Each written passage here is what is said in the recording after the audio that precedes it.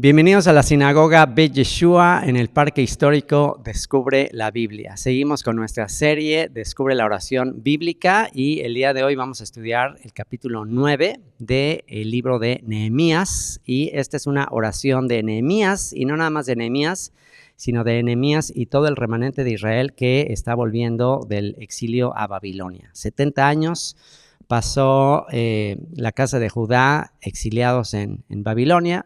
Después de 70 años están regresando con los líderes de la nación en aquel tiempo, Esdras, Nehemías, y están regresando después de un periodo largo de exilio, de juicio divino.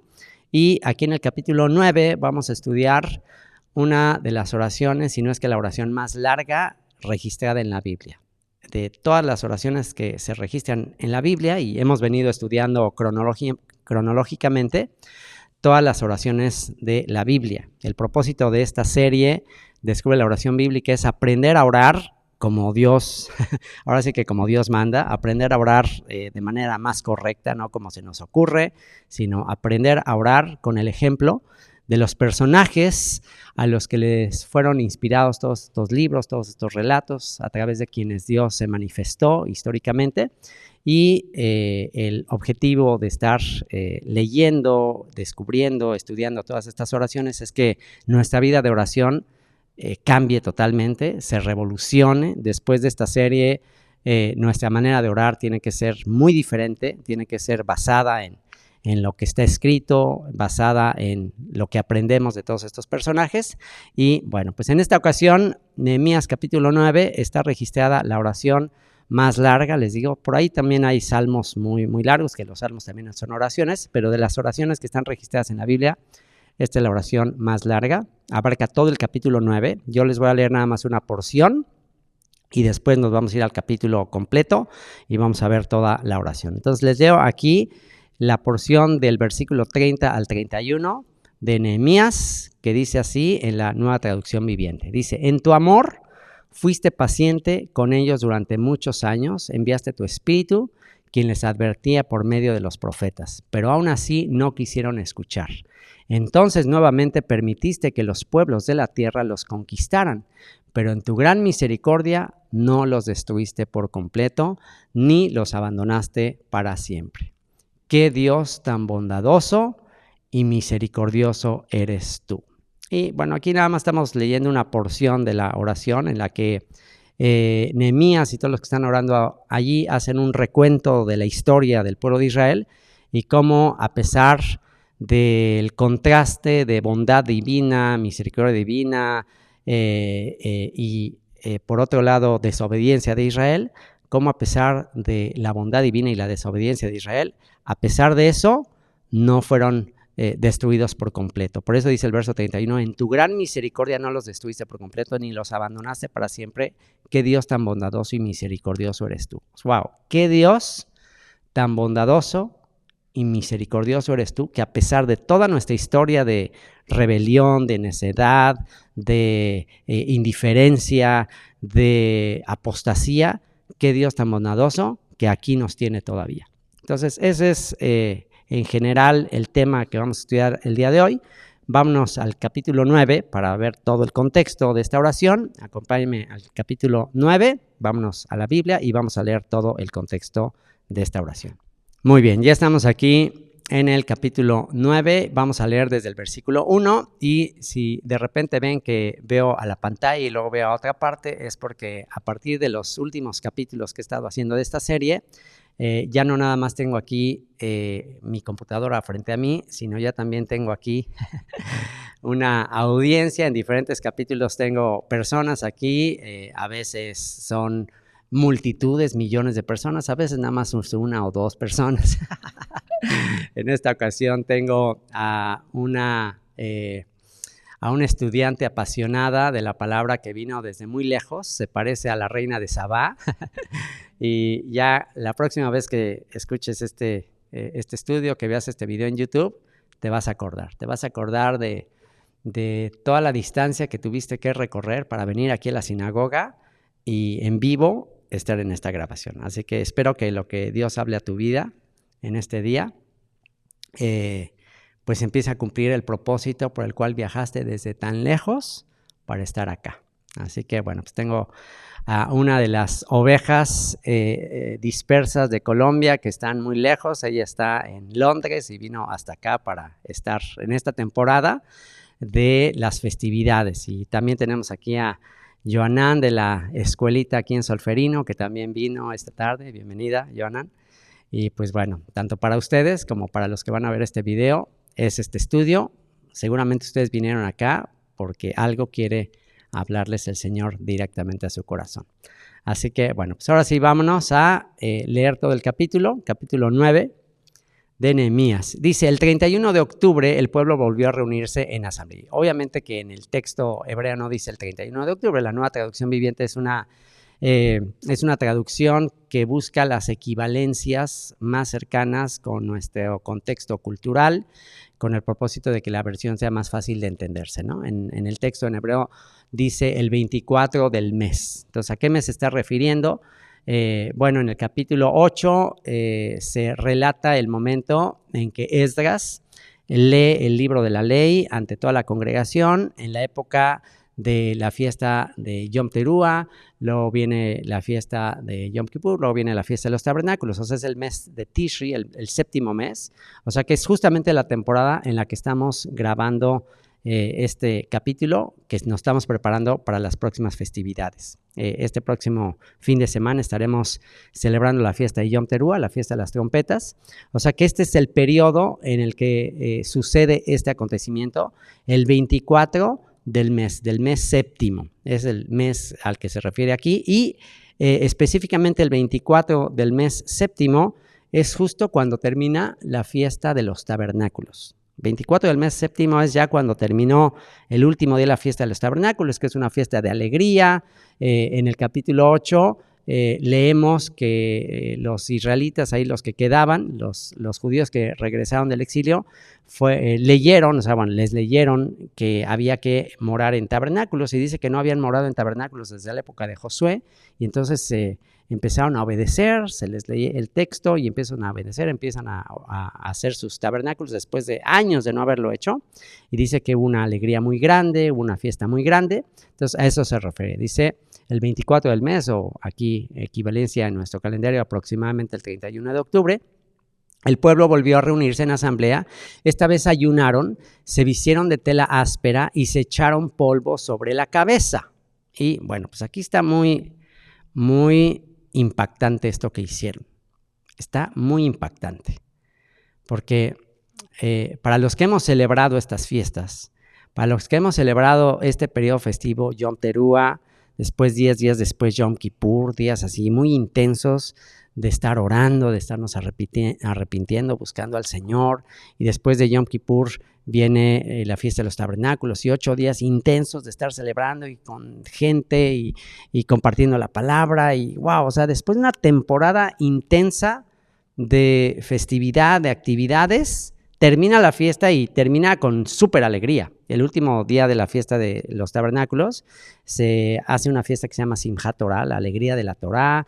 En el octavo día de reposo hay un día también muy especial de alegría, danzas, o sea, echamos la casa por la ventana. Imagínense que después de tremenda celebración, y pues en aquella época, qué tremenda celebración, porque pues se había concluido la construcción de los muros de Jerusalén, ya estaban otra vez con el templo reconstruido, o sea, era una tremenda fiesta de estos que habían regresado de Babilonia, y terminando todo ese periodo tan intenso de fiestas, todavía ponerse aquí, vean lo que sucede, dice, una vez que terminan todos esos periodos de festividades, dice, esta vez ayunaron, se vistieron de tela áspera, o sea, se acabó la fiesta, pónganse otra vez sus ropas ásperas, échense cenizas en la cabeza, y dice, los de ascendencia israelita se separaron de todos los extranjeros para confesar sus propios pecados y los pecados de sus antepasados. O sea, se acabó la fiesta y vamos a lamentarnos y vamos a humillarnos y vamos aquí a tener un tiempo de arrepentimiento. Entonces, wow, me quedé impactado con esto. O sea, me quedé impactado, me sentí tan pequeño al leer todo esto y digo, wow. O sea, nosotros cuando termina Sukkot ya pedimos esquina, ya auxilio, ya queremos regresar a casa después de estar ahí en las enramadas o en las tiendas de campaña. Ya lo que quiero es regresar a mi casa y ya como un tiempo de relax. Y esta gente termina la fiesta y se ponen ropas ásperas, incómodas, se echan ceniza y a orar y a pedir y clamar por perdón de parte de Dios. O sea, termina la fiesta y ahora sí vamos a lamentarnos. ¿Qué cosas? Y bueno, también esto porque está prohibido en días de reposo de alegría, Sukkot, Shabbat, está prohibido ayunar, ponerte triste. Ahí hay alegría, hay que tener alegría ahí. Pero una vez que cumplieron de alegrarse, ahora sí a lamentarse. Entonces, ¿cómo puede ser eso?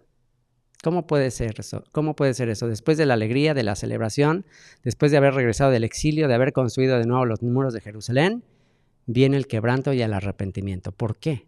¿Por qué si estás tan feliz, tan alegre de que Dios fue bueno, de que ya regresaste a Jerusalén, ya construiste los muros de Jerusalén, ya está el templo? ¿Por qué te pones a entristecerte y a ayunar? O sea, ¿por qué?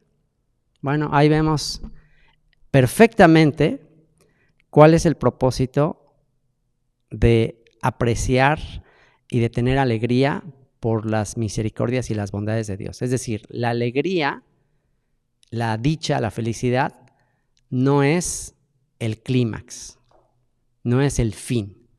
Y esto también me impactó muchísimo porque en el ámbito de la fe actualmente se hace mucho énfasis en estar feliz. Se hace mucho énfasis en la alegría, se hace mucho énfasis en que busques a Dios para que estés feliz, para que estés alegre. Se hace mucho énfasis en eso. Y como que, wow, lo que queremos es estar contentos, feliz y todo muy lindo. Pero aquí vemos que no, que el fin no fue ese. El fin fue Teshuvah, arrepentimiento. Justo lo que dice Romanos capítulo 2, versículo 4 y 5. Romanos 2, 4 y 5 dice, y el apóstol Pablo escribe lo siguiente, dice, ¿o menosprecias las riquezas de su benignidad, paciencia y longanimidad? Longanimidad también se podría traducir como sufrimiento permanente, o sea, un sufrimiento de Dios. O sea, Dios ha estado sufriendo, lamentando que sus hijos son indiferentes, que sus hijos son apáticos. Entonces aquí lo que dice el apóstol Pablo, menosprecias las riquezas de su benignidad, paciencia y longanimidad, el sufrimiento que Él ha tenido por ti, ignorando que su benignidad te guía al arrepentimiento. O sea, una vez que leí esto dije, ok, ya entendí por qué después de la alegría y después de la celebración viene el arrepentimiento, ya entendí.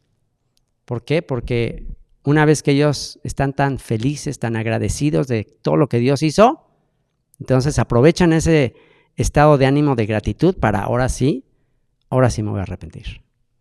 Ahora sí tengo que examinar mi corazón, tengo que hacer un análisis de mi vida, de mi historia. Por eso, en este periodo de fiestas, y qué bueno que estamos estudiando esto, porque en este periodo de fiestas que es una mezcla de arrepentimiento con alegría, porque viene Yom Teruah, que ya empieza el clamor porque vuelva nuestro Salvador, pero pues para que Él vuelva, pues tiene que haber un remanente arrepentido. Luego viene Yom Kippur, que es una celebración, una festividad muy solemne, de ayuno, de oración.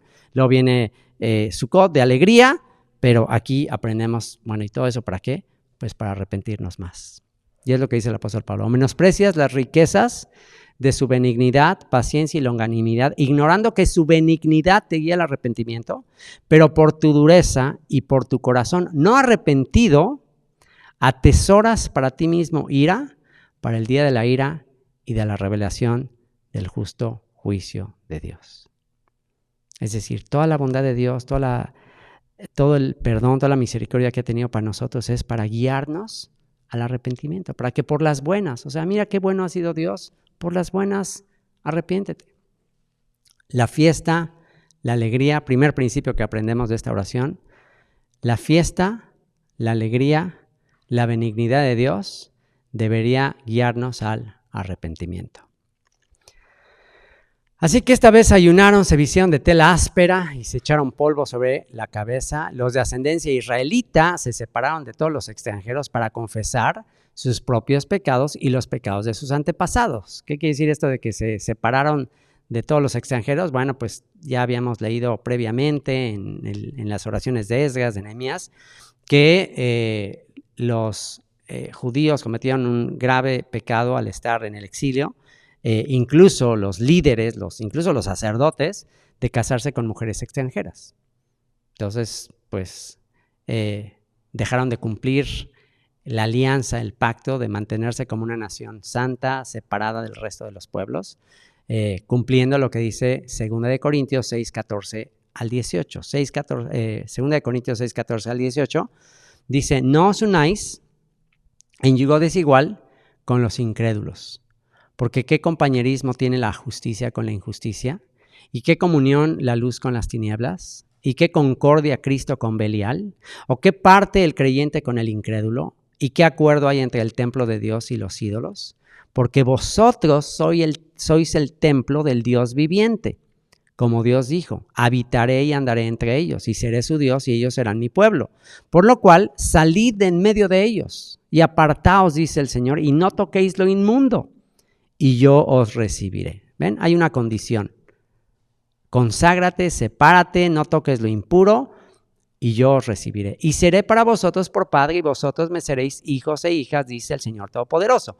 O sea que aquí un fruto digno de arrepentimiento, una evidencia de que no nada más están poniendo ropa áspera, no nada más están echando ceniza ahí en la cabeza, están haciendo una obra concreta, y es separarse de los extranjeros, consagrarse, apartarse, incluso pues fue muy doloroso en muchos casos de que pues prácticamente tuvieron que despedir a las esposas extranjeras, con todo hijos. Imagínate el sufrimiento emocional ya estando casados, de separarse de sus esposas, de sus hijos, y ya le dieron en primer lugar a Dios y se separaron de sus esposas extranjeras. Ahora, obviamente se separaron de esposas extranjeras que no estaban dispuestas a seguir en la fe de sus esposos. O sea, esposas extranjeras que querían seguir en su onda, en lo suyo,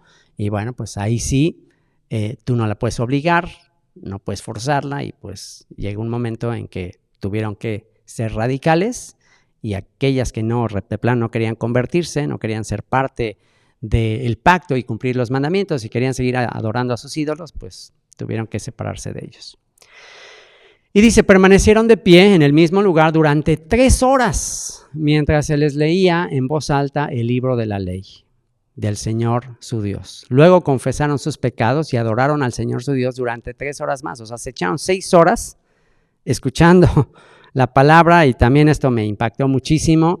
Hay veces que, y sobre todo en la época actual, en la generación actual que tenemos, que vivimos todo rápido, yo ya he aprendido a dejar a un lado mis largas disertaciones. Veo los estudios que yo hacía antes de 2 horas, 3 horas, no me importaba el tiempo, pero pues ya ahora veo que la atención cada vez se va reduciendo y ya mantener la atención más de 30 minutos de alguien es bastante difícil. Pero veo esto y digo, wow, esto me inspira a seguirle como antes.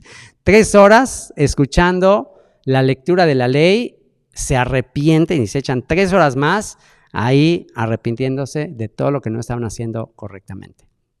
Y dice, los levitas, Jesúa, Bani, Cadmiel, Sebanías, Buni, Serebías, Bani y Kenani estuvieron de pie en la escalera de los levitas y clamaron al Señor su Dios en voz alta. Luego los jefes de los levitas, Jesúa, Cadmiel, Bani, Asapnías, Serebías, Odías, Sebanías y Petaías, llamaron al pueblo. Levántense y alaben al Señor su Dios. Aquí se levantan estos levitas y exhortan al pueblo, llaman la atención del pueblo y les dice, levántense y alaben al Señor su Dios, porque Él vive desde la eternidad hasta la eternidad. Entonces oraron. Y una vez que convocan al pueblo a orar, entonces aquí ya todo el pueblo junto con estos levitas van a comenzar esta oración, y aquí viene la oración. Fíjense lo que dice la oración. Que tu glorioso nombre sea alabado, que sea exaltado por sobre toda bendición y alabanza. Solo tú eres el Señor. Tú hiciste el firmamento, los cielos y todas las estrellas. Hiciste la tierra, los mares y todo lo que hay en ellos. Tú los preservas a todos y los ángeles del cielo te adoran. Entonces, el patrón que se sigue en la mayoría de las oraciones que hemos estudiado, poner el enfoque en Dios. El enfoque de nuestras oraciones no somos nosotros, es Dios. Eso es algo que hemos aprendido una y otra vez y que nos desafía con una de las típicas costumbres de las que venimos, en las que pensamos que las oraciones son para darle la lista de los Reyes Magos o la lista de Santa Claus o el genio de la lámpara maravillosa. O sea, venimos de una idea completamente errónea de lo que es orar. Pensamos que orar es, pues pídele a Dios, pídele. No. Las oraciones no son acerca de nosotros, las oraciones son acerca de Él. Y siempre el enfoque es Él. Primero Él, eres el Señor Dios, quien hizo los cielos y la tierra. Tú hiciste el firmamento, los cielos y todas las estrellas. Tú eres lo importante, tú eres el enfoque, tú eres lo primero, tú eres lo más importante, tú eres el origen, tú eres la causa. Tú hiciste el firmamento, los cielos y todas las estrellas, hiciste la tierra, los mares y todo lo que hay en ellos. Tú los preservas a todos y los ángeles del cielo te adoran. Ahora, también es importante comenzar así las oraciones, no nada más por darle el primer lugar a Él, no nada más para enfocarnos en Él, sino también para poner en perspectiva nuestros problemas, nuestras adversidades. O sea, no está mal también hablarle de nuestros problemas, de nuestras adversidades, por supuesto, que también eso, o sea, no está prohibido, no está mal, lo podemos hacer, pero en su debido orden. Primero tú estás en control, tú eres soberano, tú eres el creador de todas las cosas, y ahora sí, una vez que te enfocas, una vez que recordamos que Él es todo, que Él está en control de todo, pues entonces ahí sí nuestros problemas se hacen chiquitos. Ya no importa cuán grande sea el gigante, ya se hace pequeñito en el momento que pensamos en la magnitud del creador de los cielos y la tierra. Entonces, primer punto, enfoque en el creador. Segundo, ahora viene el enfoque en la elección, en por qué Él nos va a escuchar. O sea, Él es el creador, pero ¿por qué tiene que escucharme? O sea, ¿por qué Él tendría que escuchar? ¿Por qué el creador del universo tendría? ¿Yo quién soy para que me escuche? Entonces aquí ya le va a dar una razón por la cual seguro que Dios nos va a escuchar. Y vean lo que dice a continuación. Eres el Señor Dios, quien eligió a Abraham y lo sacó de Ur de los Caldeos y le dio un nuevo nombre, Abraham. Cuando demostró ser fiel, hiciste un pacto con él para darle a él y a sus descendientes la tierra de los cananeos, de los hititas, de los amorreos, de los fereceos, de los jebuseos y de los gergeseos. Y has cumplido lo que prometiste porque tú siempre eres fiel a tu palabra. Entonces ya ahí tenemos una base para que nos escuche. ¿Cuál es la base para que nos escuche? Abraham. Acuérdate de Abraham, que le cambiaste el nombre de Abraham por Abraham, y en el momento que se convirtió en Abraham, tú le prometiste que sería padre de muchedumbre de gentes y que en él serían benditas todas las familias de la tierra. Y si tú y yo hemos seguido las pisadas de Abraham, si tú y yo hemos entrado en pacto con el Dios de Abraham, con la fe de Abraham, entonces nosotros nos hemos injertado a la familia de Abraham. Entonces, bueno, pues por eso entonces Dios sí nos va a escuchar, porque pues Dios eligió a Abraham y Dios eligió a todas las naciones que se unieran a la fe de Abraham. Por eso le llamó padre de muchedumbre de gentes. Entonces ya, una vez que tú y yo nos identificamos también como hijos de Abraham, tal como dijo el apóstol Pablo en su carta a los Gálatas, si vosotros sois de Cristo, ciertamente el linaje de Abraham sois y herederos de la promesa. Entonces, bueno, ya sé que me está escuchando, porque pues soy de Cristo, le entregué mi vida a Cristo, por tanto soy linaje de Abraham, entonces ya, me va a escuchar. Soy parte de la familia de Abraham.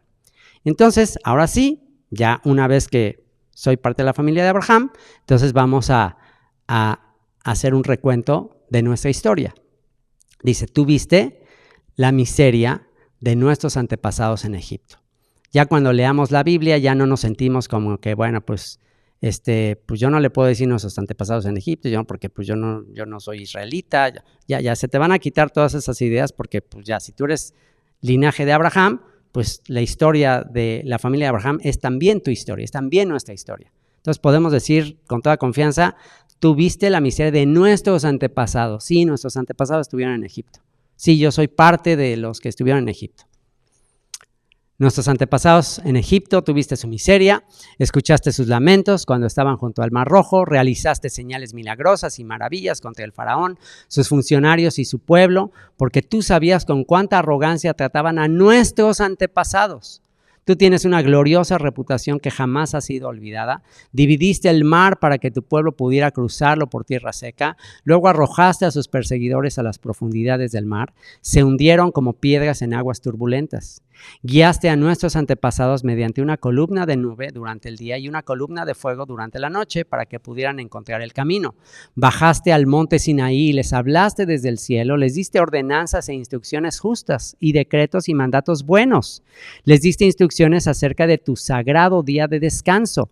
Además, por medio de tu siervo Moisés, les ordenaste que obedecieran todos sus mandatos, decretos e instrucciones. Les diste pan del cielo cuando tenían hambre y agua de la roca cuando tenían sed. Les ordenaste que fueran y tomaran posesión de la tierra que habías jurado darles. Sin embargo, nuestros antepasados fueron arrogantes. Aquí como que hay un contraste. Aquí como que cambia el enfoque. El enfoque primero, Dios, qué bueno fuiste, y mira cuánta misericordia, y mira que nos libraste de la esclavitud, y mira, nos diste maná en el desierto, mira, y hablaste con tu siervo, o sea, pura bondad tuya. Y ahora nosotros, sin embargo, nuestros antepasados fueron arrogantes y tercos, y no prestaron ninguna atención a tus mandatos.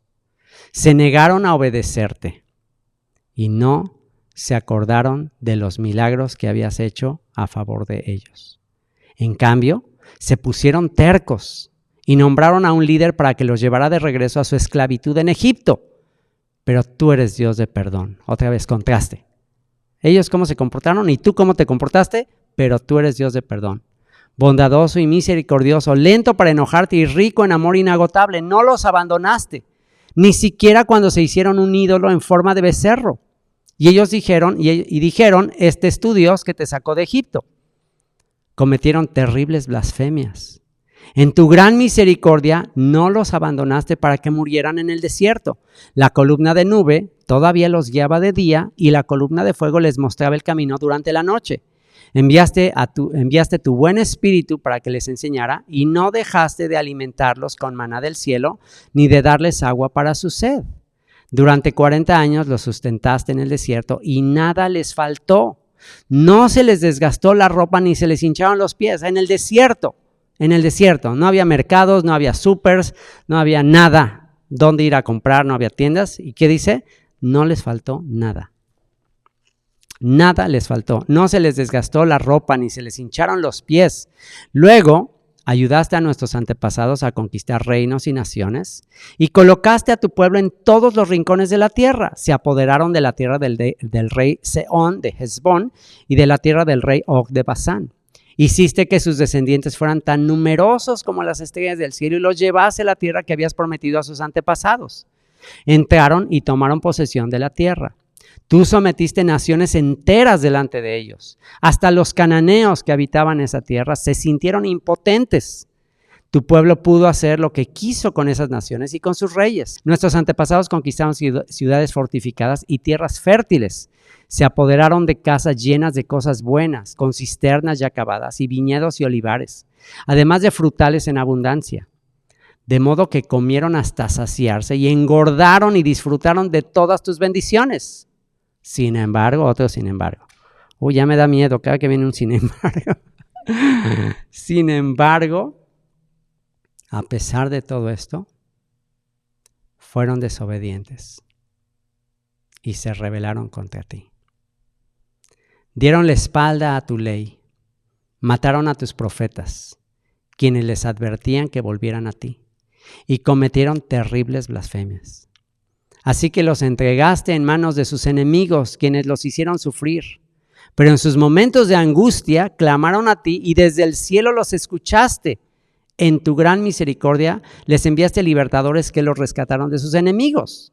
O sea, ahí era para que Dios, me estás clamando, ya te está yendo como en feria, pues arréglatelas tú solo. ¿Y qué dice? No. Cada vez que se volvían a arrepentir, cada vez que clamaban, cada vez que te pedían auxilio a causa de sus pecados, ¿qué dice? En tu gran misericordia les enviaste libertadores que los rescataron de sus enemigos. No obstante, apenas tenían paz, volvían a cometer maldades ante tus ojos. O sea, tal parece que los tiempos de paz, de tranquilidad, de que ya todo bien, les incomodaban, como que no, esto ya está muy tranquilo, muy pacífico, vamos a pecar para que otra vez vengan. O sea, es un ciclo que se repite una y otra vez. No obstante, apenas tenían paz, volvían a cometer maldades ante tus ojos y una vez más permitiste que sus enemigos los conquistaran. Sin embargo, y esto otra vez, pero este es un sin embargo lindo, bueno. Sin embargo, y esto está para subrayarlo. Sin embargo, cada vez que tu pueblo volvía y nuevamente clamaba a ti por ayuda, desde el cielo, tú lo escuchabas una vez más. Eso está para memorizarlo. Sin embargo, cada vez que tu pueblo volvía y nuevamente clamaba a ti por ayuda, desde el cielo, tú lo escuchabas una vez más. En tu maravillosa misericordia, los rescataste muchas veces. Les advertías que regresaran a tu ley, pero ellos se volvieron orgullosos y obstinados y desobedecieron tus mandatos. No siguieron tus ordenanzas que dan vida a quienes las obedecen. Tercamente te dieron la espalda y se negaron a escuchar.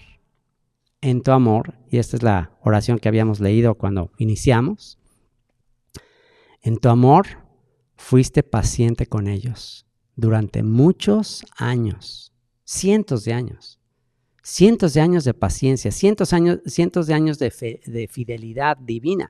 ¿Y qué podemos decir ahora? Desde la época de Cristo, desde la época del Mesías hasta nuestros días, estamos en el año 2023, o sea, han pasado casi 2000 años. ¿Y cómo es esta historia desde la época de Cristo hasta ahorita? ¿Cómo es la historia? Lo mismo. Generación tras generación de indiferencia, de terquedad, de necedad. ¿Y qué dice? En tu amor fuiste paciente con ellos durante muchos años, enviaste tu espíritu, quien les advertía por medio de los profetas, pero aún así no quisieron escuchar. Entonces, nuevamente permitiste que los pueblos de la tierra los conquistaran, pero en tu gran misericordia no los destruiste por completo, ni los abandonaste para siempre. El apóstol Pablo dijo, si no fuera porque Dios preservó a un remanente, hubiésemos sido como Sodoma y Gomorra. Si no es porque Dios quiso preservar a un remanente de su pueblo de Israel, hubiésemos sido como Sodoma y Gomorra. ¿Y por qué quiso preservar un remanente, un grupito de representantes de su pueblo? ¿Por qué lo hizo? Dice, por su gracia. Fue por su gracia, no fue por nosotros, no fue por nuestras obras, fue porque Él se compadeció de la obra de sus manos. Pero en tu gran misericordia no los destruiste por completo, ni los abandonaste para siempre. ¡Qué Dios tan bondadoso y misericordioso eres tú! ¡Qué Dios tan bueno, qué Dios tan perdonador eres tú! Ahora, Dios nuestro, Dios grande, poderoso y temible, que cumple su pacto de amor inagotable, no permitas que todas las privaciones que hemos sufrido te parezcan insignificantes. Grandes dificultades cayeron sobre nosotros, nuestros reyes, nuestros líderes, nuestros sacerdotes, nuestros profetas y nuestros antepasados, todo tu pueblo desde los días cuando los reyes de Asiria por primera vez nos vencieron hasta el día de hoy. Cada vez que nos castigaste, actuaste con justicia. Cada vez que nos castigues, y esa es otra frase a memorizar, cada vez que nos castigas, actúas con justicia. Cada vez que nos va mal, que recibimos adversidad, etcétera, es por justicia. Y les aseguro que mucho menos de lo que merecemos. Cada vez que nos castigaste, actuaste con justicia. Hemos pecado grandemente y nos diste solo lo que merecíamos. Y solo lo que merecíamos, pero en chiquito, en pequeñito, basado en su bondad, en su misericordia. Nuestros reyes, líderes, sacerdotes y antepasados no obedecieron tu ley ni prestaron atención a las advertencias de tus mandatos y leyes. Aun cuando tenían su propio reino, no te sirvieron, a pesar de que derramaste tu bondad sobre ellos. Les diste un territorio grande y fértil, pero ellos se negaron a abandonar su perversidad. Y otro aspecto muy importante que hemos aprendido de esta serie de Descubre la oración bíblica es que cuando los personajes de la Biblia oran, no oran a nivel individual nada más, oran a nivel de sintiéndose parte del pueblo. Es decir, cuando por ejemplo Esdras oró para que Dios perdonara a los líderes de la nación que estaban casándose con mujeres extranjeras y todo, Esdras dice: Señor, hemos tomado mujeres extranjeras, hemos pecado gravemente contra ti. Y te quedas así como sorprendido porque dices, bueno, pero Esdras no hizo eso. O sea, hemos es mucha gente, pero Esdras dijo, hemos pecado, hemos tomado, hemos hecho lo malo. O sea, Esdras se incluye, porque es muy fácil identificarnos con Israel en todas las bendiciones, en todas las cosas buenas que Dios les ha dado, en toda la historia linda. Pues es muy fácil identificarnos. Pero si nos vamos a identificar con Israel, vamos a identificarnos en todo. Si decimos, pues sí, son nuestros ancestros, sí, somos de la familia de Abraham, sí, todo, bueno, entonces tú ya estás en el mismo barco y ya tienes que decir lo mismo. Hemos fallado, hemos pecado. Y bueno, basta con echar un vistazo, ya más allá de lo grande que es Israel, ya pensemos en nuestra propia familia, pensemos en nuestros familiares, pensemos en nuestros padres, en nuestros hermanos, en nuestros abuelos, nuestros bisabuelos, los primos, los tíos. Pensemos si nos fuéramos a identificar con la historia de nuestra familia cercana, padres, abuelos, bisabuelos y todos sus descendientes, y en el mismo paquete con nosotros, cómo nos hemos portado así como familia con respecto a Dios. En temas de idolatría, en temas de inmoralidad, en temas de perversión, en temas de envidias, en temas de egoísmos, en temas de... O sea, la verdad es que venimos de familias que por la misericordia de Dios aquí estamos. Iba a concluir diciendo, por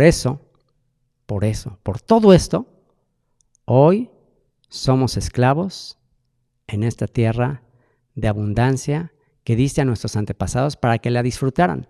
Somos esclavos aquí en esta buena tierra. Los abundantes productos agrícolas de esta tierra se amontonan en las manos de los reyes que has puesto sobre nosotros por causa de nuestros pecados. Ellos ejercen su poder sobre nosotros y nuestros animales.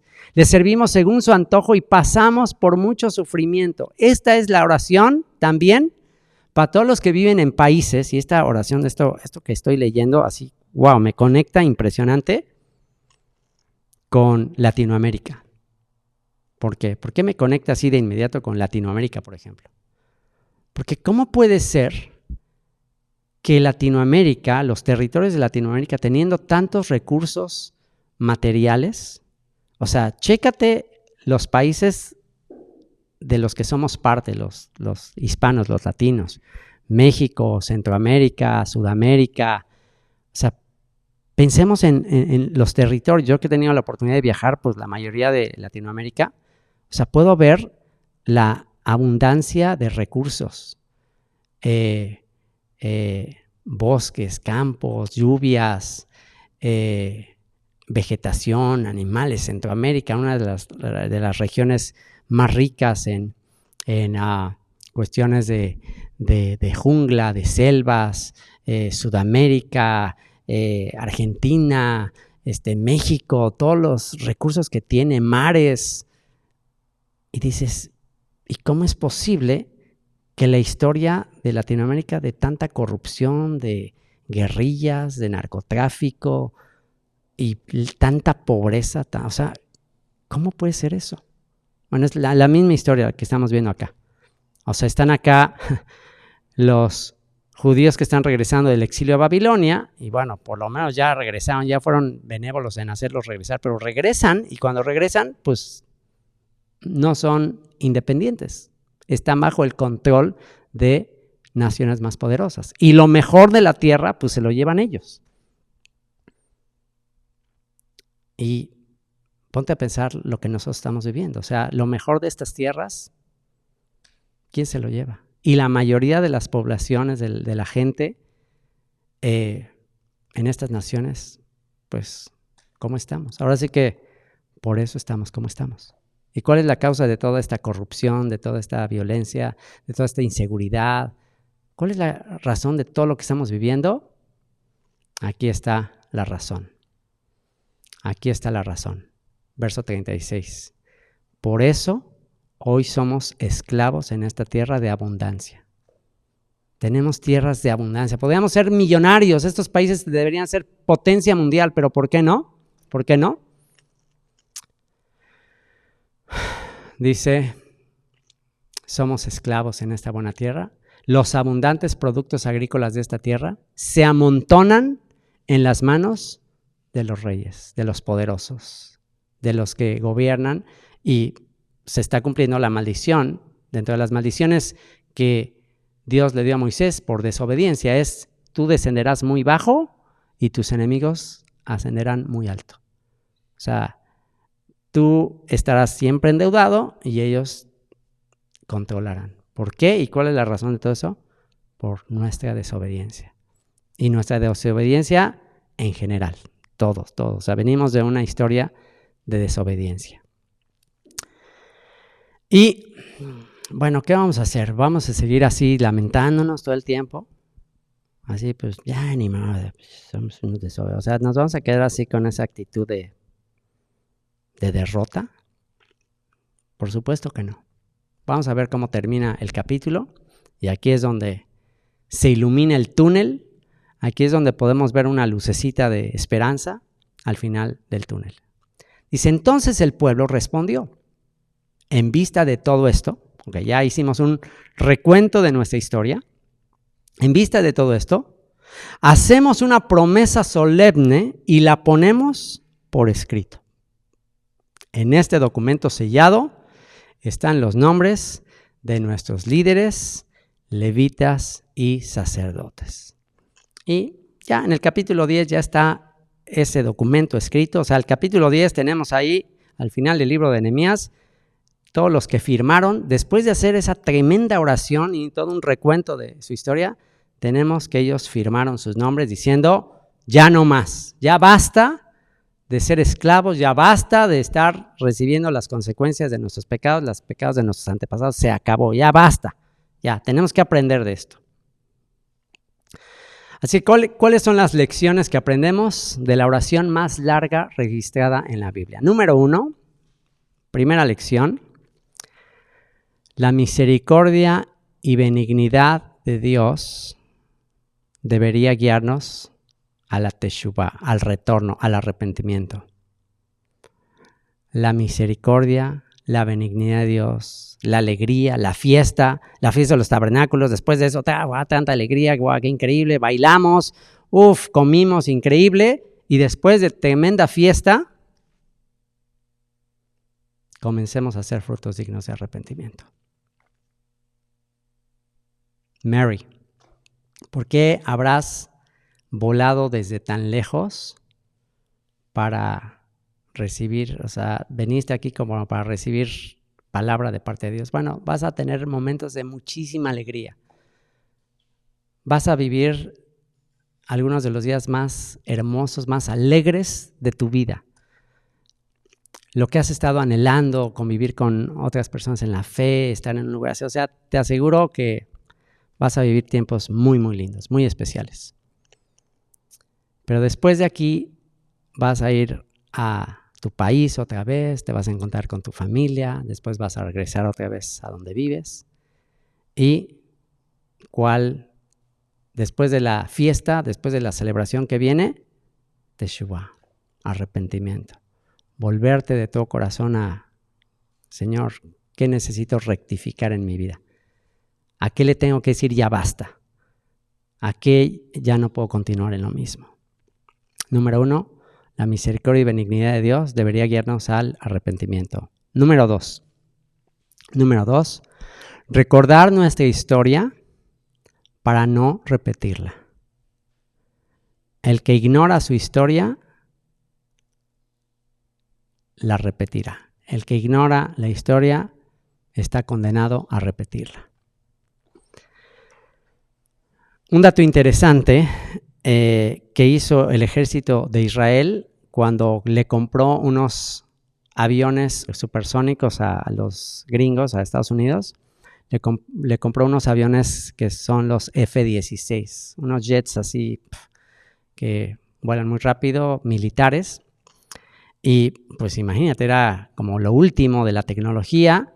Y un detalle interesante, que los israelíes aún mejoraron esos aviones. Pequeños detallitos que todavía los mejoraron. Era lo último en la tecnología aeronáutica y aún los israelíes hicieron algo para mejorarlo. Y un detalle muy interesante que le agregaron a estos aviones es que le pusieron un espejo retrovisor. Y le pusieron un espejo retrovisor para poder ver a los que venían detrás de ellos, ¿no? Entonces, tener mejor visibilidad y poder ver quién viene detrás de ellos. Entonces, un detalle interesante para recordar esto que estamos hablando. Es muy importante que en nuestro vuelo hacia adelante no nos olvidemos de lo que está detrás. Es muy importante para no volver a cometer los mismos errores, y así fue la oración. ¿Qué fue esta oración? Un recuento de la historia. O sea, una oración en la que se pusieron a recordar todo lo que Dios había hecho desde el patriarca, desde Abraham, y luego toda la historia y toda la bondad de Dios y toda la maldad del pueblo. Es muy importante que no se nos olvide nuestra historia. Tanto a nivel de Israel, por eso es importante conocer la Biblia. Es importante conocer la Biblia porque ahí está nuestra identidad, nuestro legado, el legado que nos dejaron para aprender a no cometer los mismos errores, pero no nada más la historia del pueblo al que hemos sido injertados, sino nuestra propia historia. Por eso yo les he aconsejado, lleven un diario, y si no puedes llevar un diario, porque pues a veces se requiere mucha disciplina para estar anotando diario en un diario. Yo empecé haciendo un diario y al principio sí, todos los días escribía algo, pero luego ya se me pasaba uno que otro día y todo. Y luego dije, bueno, no, mejor voy a escribir cada semana. Cada semana voy a escribir así como un recuento de todo lo que pasó esta semana, las bendiciones de parte de Dios, también las cosas que yo he hecho que tengo que aprender de ellas. Y empecé a hacer ya no un diario, sino un semanario. Y llevo 10 años haciendo este semanario. Entonces, pero luego, cada que termine el año, vuelvo a leerlo, pero a veces digo, híjole, ya me he hecho muchísimo tiempo en volver a leer todo lo que he escrito, primero diario, luego semanario, y dije, no, me voy a tardar muchísimo tiempo en cada año que quiero leer lo de 10 años, y quiero leer otra vez lo de 10 años, o lo de 11 o 12, a los años que Dios me permita, pero pensé que también está difícil anotar cada semana, y luego para leer todo eso es muchísimo. Entonces dije, bueno, voy a empezar a escribir ahora sí o sí, un mensuario, mes con mes. O sea, cada mes voy a hacer como un resumen de todo lo que pasó ese mes, las lecciones que aprendí, lo que Dios está haciendo en mi vida, cosas que tengo que mejorar, etcétera. Y entonces ya empecé últimamente ya a hacer mes con mes. Lo que comenzó como un diario, luego un semanario, ahora ya es mes con mes. Voy anotando todo. Y no se imaginan de cuánta bendición, no se imaginan cómo me ha ayudado leer todo eso que he hecho en los últimos 10 años, porque de repente digo, ¿cómo fui a hacer? O sea, ¿cómo puede ser que no aprendo de esto y sigo haciendo los mismos errores? O sea, y me ayuda mucho a mejorar. Y anhelo que algún día esto lo lean mis hijos, mis nietos, y no ellos tengan que cometer los mismos errores. Entonces, lección número 2, recuerda tu historia para no repetirla. Número 3, patrón común de la historia de Israel y nuestra historia, que es lo mismo. Común denominador entre la historia de Israel y nuestra propia historia, que la provisión y protección divina, su grandeza y bondad contrasta con nuestra necedad e ingratitud. Eso te lo firmo, te lo garantizo. Haz un recuento, anota todas las bendiciones, todas las bondades que Dios te ha dado desde que existes. Y luego anota tú cómo le has respondido. ¿Qué has hecho con toda su bondad, toda su benignidad? ¿Tú cómo has respondido? Te aseguro que te vas a sorprender. Obviamente si somos sinceros. Y al hacer eso, al escribir sus bondades, contrastando con lo que nosotros hemos hecho, vamos a aprender el tema central de la Biblia. ¿Cuál es el tema central de la Biblia? El tema central de la Biblia es la gracia. En eso se resume toda la Biblia con la palabra gracia, compasión, paciencia.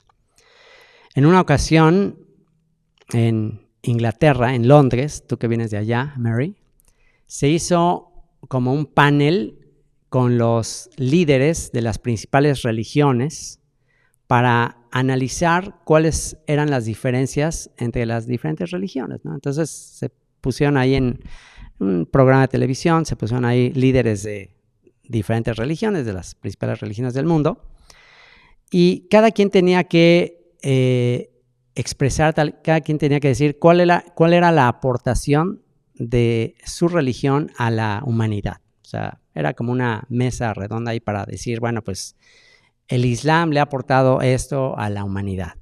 El budismo le ha aportado esto a la humanidad. O sea, cada religión, ¿qué le ha aportado? ¿Qué mensaje, qué tema le ha aportado a la humanidad? Entonces, cuando empezaron a tocar el tema del cristianismo, ¿qué le había aportado? ¿Cuál era el tema central del cristianismo a la humanidad? Pues no había llegado el expositor del cristianismo, no había llegado el líder, el que iba a hablar del cristianismo por el tráfico londinense. Había mucho tráfico en Londres y no llegaba y pues el programa tenía que iniciar y arrancó con puntualidad inglesa y pues empiezan ahí a debatir qué le había aportado el cristianismo a la humanidad que fuera novedoso, que la humanidad, que fuera algo revolucionario. Entonces, pues bueno, los diferentes líderes de otras religiones tratando de descubrir cuál era la aportación cristiana y pues empezaron a decir, no, pues el tema del Hijo de Dios que desciende, pues eso no es nuevo, eso también es un tema que ya se conoce en otras religiones, ¿no? El concepto de que dioses descienden y hacen tal o cual cosa, pues eso es un concepto ya conocido. ¿Qué otra cosa? El concepto de pues un creador y cómo se manifiesta y que un pueblo elegido y cosas así, pues también hay muchas cosas en común de la Biblia con otras religiones. Entonces, total que no se ponían de acuerdo en qué había aportado y en eso finalmente llega C.S. Lewis, un famoso escritor inglés, y llega y pues le dicen, oye, no nos estamos aquí poniendo de acuerdo, ¿cuál es la aportación del cristianismo a la humanidad? Y lo dijo rápido, así, sin pensarlo, dijo, pues muy fácil. La aportación del cristianismo a la humanidad es el concepto de la gracia. El concepto de la gracia. Eso es ajeno, extranjero, desconocido, novedoso en todas las religiones, porque ¿cuál es la idea de la religión? ¿Cuál es? Pues que hagas buenas obras, que hagas el bien y ahora sí que haz el bien sin mirar a quién y te irá bien y Dios te va a bendecir, etc. O sea, como que es muy cuadrado el concepto religioso de que pues, tienes que cumplir ciertos rituales, ciertas ceremonias, ciertos mandamientos y te va a ir bien y Dios te va a bendecir. Entonces, pues es lo que enseñan básicamente todas las religiones. Pero el concepto bíblico, específicamente a través de Jesucristo, que nosotros siendo malos, Dios no nos pagó mal con mal, sino que Dios en nuestra injusticia, en nuestra maldad, el justo por los injustos para llevarnos a Dios, eso es un concepto revolucionario. El concepto de la expiación, el concepto de que de tal manera amó Dios al mundo que dio a su Hijo unigénito para que todo aquel que en Él cree no se pierda, mas tenga vida eterna. Porque Dios no envió a su Hijo al mundo para condenar al mundo, sino para que el mundo fuese salvo por Él. Eso es revolucionario. Eso que Dios a un grupo de gente vil, débil, pecadora, tuvo misericordia de ello, eso es algo único, revolucionario. Así que eso es lo que aprendemos. Tercer lección. Cuarta lección. Si estamos pasando dificultades, y esta está fuerte. Si estamos pasando dificultades, es perfectamente justo, conociendo ahora sí toda nuestra historia, si estamos pasando dificultades, es perfectamente justo, es mucho menos de lo que merecemos, y su gracia de no habernos destruido como a Sodoma y Gomorra y prometernos la vida eterna, debería bastarnos.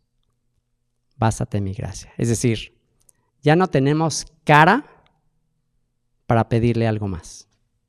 O sea, ya el simple hecho de que aquí estamos vivos y que no nos ha destruido, ya es suficiente. O sea, da gracias que no te ha destruido. Da gracias que no te ha pasado algo peor. Da gracias. Y no nada más eso, si le hemos recibido, si le hemos entregado nuestra vida, el saber que tenemos vida eterna, el saber que estaremos en su presencia a pesar de toda nuestra historia, no, pues ya es una exageración. O sea, ya es una exageración de gracia. O sea, sería suficiente con que, ¿sabes qué? Pues mira, no te destruyo, síguele viviendo y te mueres y se acabó. Ya, sería demasiada gracia, demasiada bondad que no me destruya y que me deje viviendo y ya me muere y se acabó todo. Pero que no nada más no me destruya, que aparte de eso me lleve a su presencia a vivir eternamente, a pesar de todo lo que... No, eso ya es una exageración. Por eso, el apóstol Pablo, cuando ora 3 veces porque Dios le quite el aguijón en su carne, el Señor le dice, ¿sabes qué? Bástate mi gracia. O sea, ya párale. O sea, da gracias que no te destruí por ser el perseguidor de mi iglesia. Da gracias que no te cayó un rayo. O sea, da gracias que existes, que sigues viviendo, que te estoy usando para ser el apóstol a los gentiles y que te voy a llevar a mi presencia. O sea, y me estás pidiendo por una enfermedad. O sea, no inventes. Mi poder se perfecciona en tu debilidad. Quédate así, aprende a ser agradecido con eso que tienes y ya estuvo. Así que la próxima vez que le digamos, ay, Señor, mira un coche nuevo, Señor, o sea, es como que diga Dios. O sea, qué barbaridad. Quinta lección, y con esa concluimos. Quinta lección, fruto concreto de todo lo que Dios ha hecho en nuestra vida. ¿Cuál debería de ser el fruto concreto? Ok, porque bueno, la historia está triste, la historia está trágica. Dios muy bueno, Dios siendo misericordioso y el pueblo siendo de lo peor. La historia está trágica, pero termina con un final feliz. Termina con una gran esperanza. ¿Y cuál es la gran esperanza? ¿Cómo termina el capítulo? Con un compromiso y una promesa de nuevo pacto. Señor, hoy vamos a firmar un pacto solemne, vamos a poner nuestros nombres aquí para hacer un nuevo pacto contigo y decirte que borrón y cuenta nueva, basta, ya, de aquí en adelante, Señor, aquí está mi vida, aquí está mi gratitud, aquí está mi obediencia, aquí está mi arrepentimiento, mis frutos dignos de arrepentimiento, Señor, nuevo pacto. Lucas 3, 8 al 14, dijo Juan el Bautista, el más grande profeta nacido de mujer, como dijo Yeshua, Juan el Bautista llamando al pueblo al arrepentimiento, le dice, haced pues frutos dignos de arrepentimiento y no comencéis a decir dentro de vosotros mismos, tenemos a Abraham por padre, porque os digo que Dios puede levantar hijos a Abraham aún de estas piedras. O sea, no pienses, pues yo soy hijo de Abraham. Sí.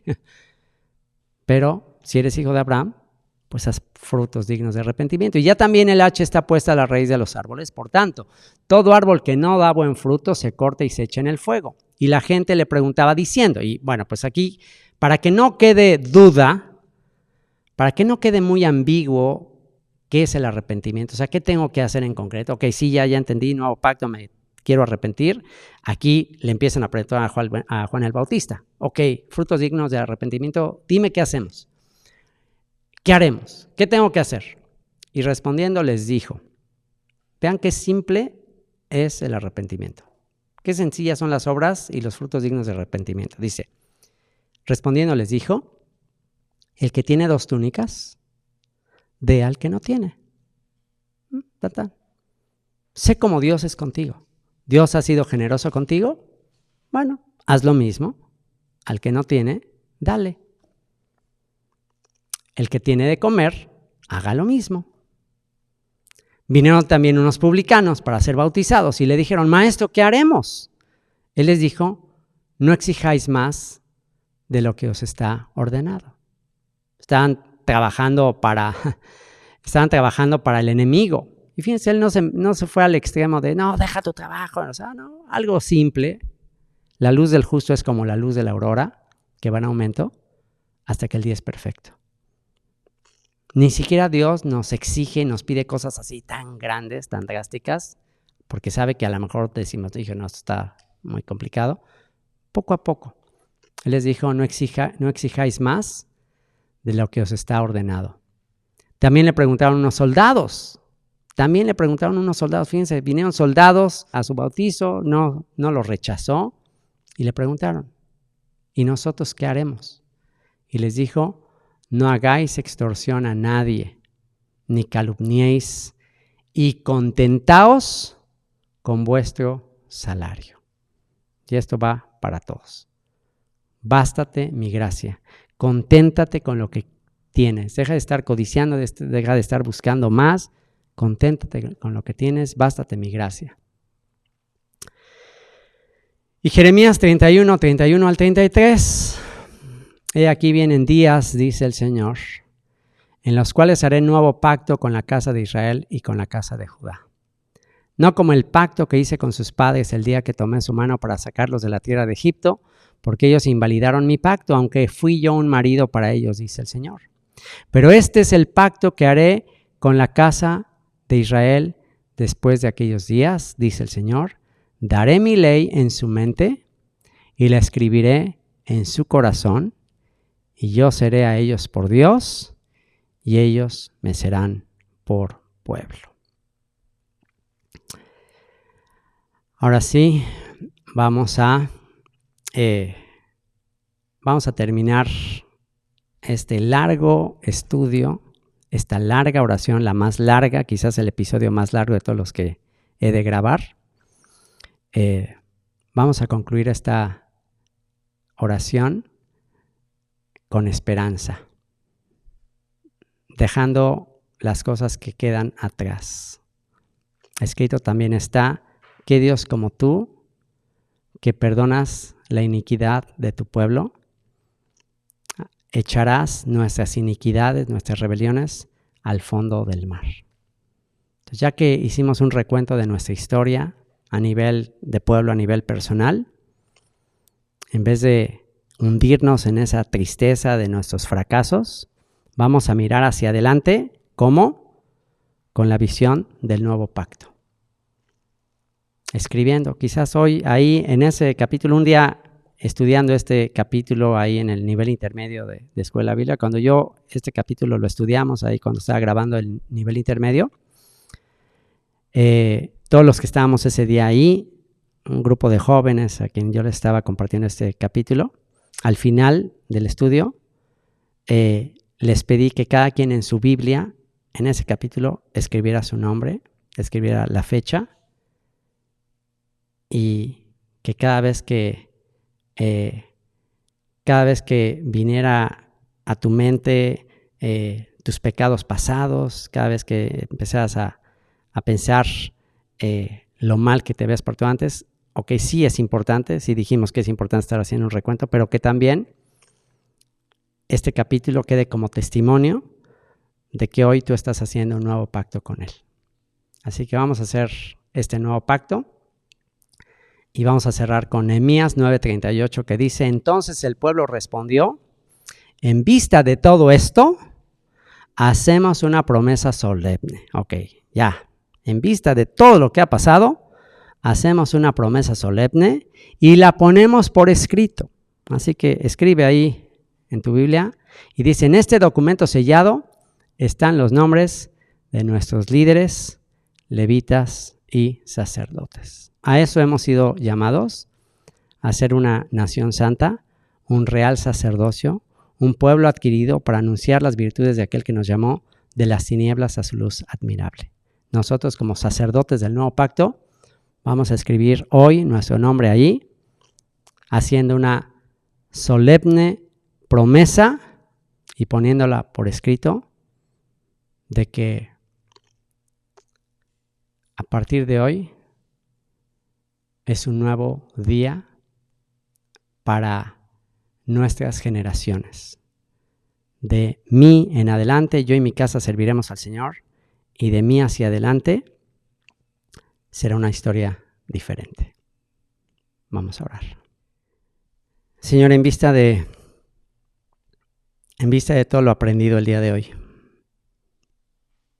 en vista de todo lo que hemos descubierto en este capítulo 9 de Nehemías, de toda esta oración larga, Señor, que registra nuestra historia, que registra el contraste de tu bondad, tu amor, tu benignidad, y el contraste de nuestra indiferencia, nuestra ingratitud, nuestro orgullo, nuestro duro corazón. En vista de todo esto, Señor, te ruego que hoy quites el corazón de piedra, pongas un corazón de carne y escribas tus leyes, tus decretos, tus mandamientos, tu voluntad, tu deleite, tu delicia en nuestro corazón. Señor, que tu delicia sea nuestra delicia. Que tu alegría sea nuestra alegría, Señor, que tus tristezas sean las nuestras. Y Señor, que este pacto solemne que hacemos el día de hoy continúe por el resto de nuestras generaciones. Te lo rogamos en el nombre de nuestro Salvador, Yeshua. Amén.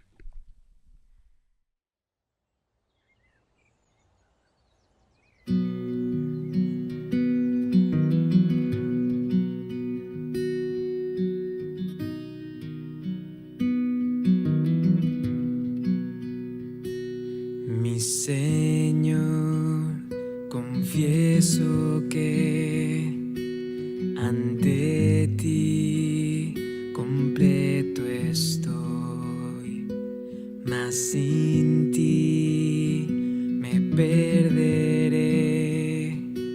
Guía tú mi corazón.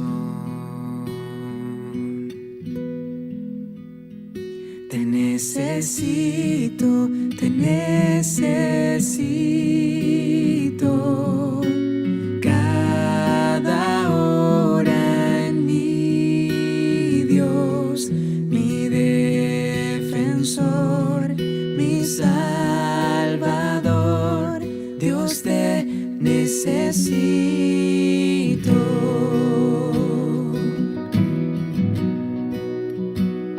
Cuando el pecado abundó, tu gracia abunda mucho más. Donde tú estás, soy libre al fin. Santidad es Cristo en mí. Donde tú estás, soy libre al fin. Santidad es Cristo en mí.